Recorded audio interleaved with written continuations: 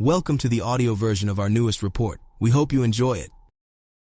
Key takeaways.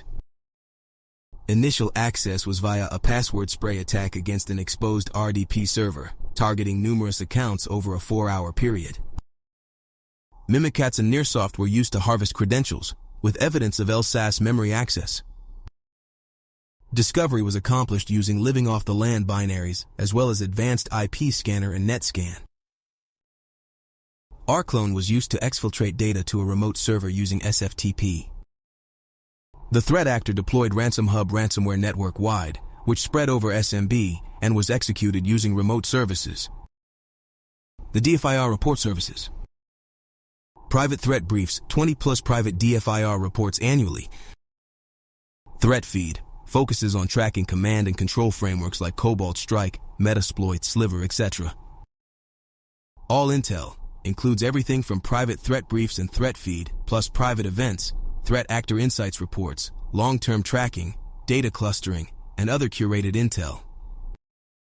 Private Sigma rule set features 170+. Sigma rules derive from 50+ cases, mapped to ATT and CK with test examples. DFIR Labs offers cloud-based, hands-on learning experiences using real data from real intrusions. Interactive labs are available with different difficulty levels and can be accessed on demand, accommodating various learning speeds. Contact us today for pricing or a demo. Case summary.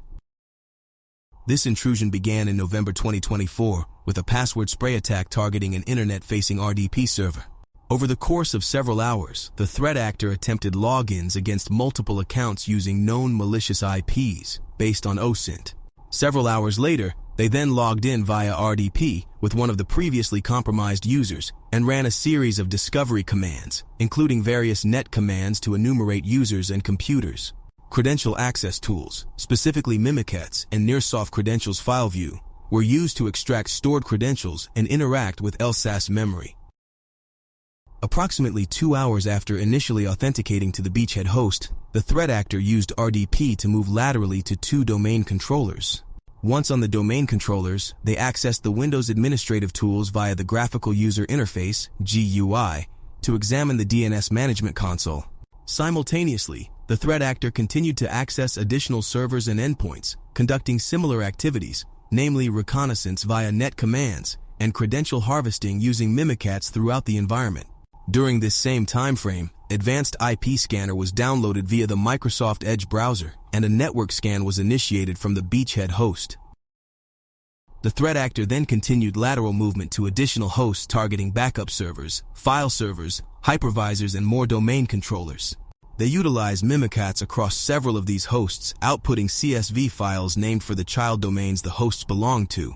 Based on the logs we assessed, this activity was likely to confirm their pivot domain administrator account was present in the various domains. The threat actor concluded their operations for the day by viewing documents on various file shares after successfully gaining access to several high-value servers within the environment via RDP using their high-privileged account. On the second day, they returned to the beachhead and re-ran Advanced IP Scanner and also Soft Perfect NetScan for broader network mapping. Later, Adara and Splashtop was installed via RDP on 2 backup servers, likely to maintain persistent remote access through legitimate administrative channels. The threat actor continued with another round of discovery. On the start of the 3rd day, they employed RClone to exfiltrate files over SFTP.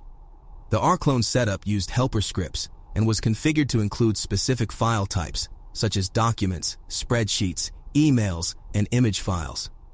The transfer occurred over port 443, but the traffic was confirmed to be SFTP.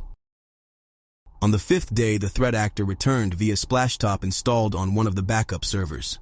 From there, they performed another network sweep using NetScan.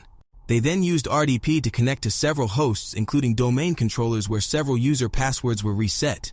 A little over an hour after becoming active again, now on the 6th day of the intrusion, the threat actor connected to a new server, ran another round of NetScan, and then prepared for their ransomware deployment. They dropped the binary named AMD64.exe and executed it on the host.